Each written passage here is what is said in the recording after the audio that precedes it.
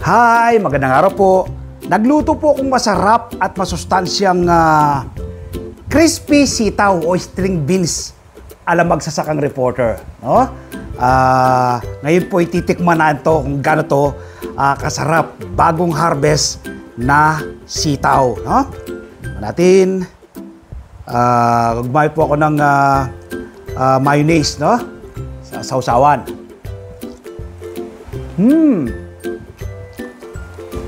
Sarap! Nangingibabaw po yung, siyempre po, lasa ng ating sitaw. Kaka-harvest lang niya, no? Kaya manamis-namis. Tapos yung ibang mga sangkap, lalo na po yung durog na paminta, no? Umaagaw ng lasa. At, isa pa. Apa natin?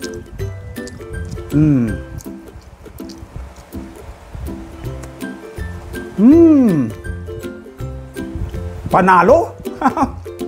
Champion! Crispy sitaw ala magsasakang reporter. Masarap at masustansyang pika-pika ngayon pong holiday season. Ha? Magluto rin po kayo nito. Tiyak po ay magugustuhan ng buong pamilya, lalo na po yung ating mga chikiting, ano?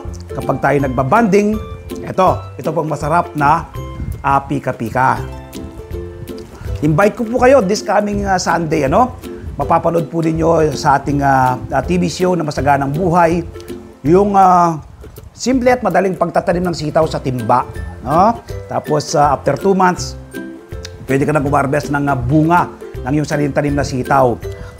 Tapos magluto, yung step by step po na pagluluto ng crispy sitaw ala magsasakang reporter. Mapapanood po yan alas 7 hanggang alas 8 ng umaga sa 1PH Signal TV Channel 1 ng TV5.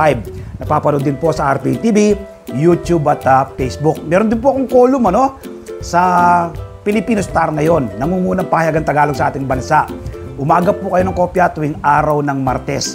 Isinusulat ko po rito ang iba't ibang do-it-yourself tips at iba pang sekreto sa pagsasaka. Sa TikTok, meron din po tayo. Sa Facebook page, Facebook profile, meron din po tayo. At siyempre po sa YouTube, yung hindi po pa po nakasubscribe sa ating YouTube channel, ang Magsasaka Reporter, mag-subscribe na po kayo, Nang sa ganoon ay mai-share ko po sa inyo ang pahiram na talento ng ating Panginoon. Pagtatanim ng iba't ibang uri ng halaman sa pamamagitan po ng organikong pamamaraan. Happy farming po! God bless!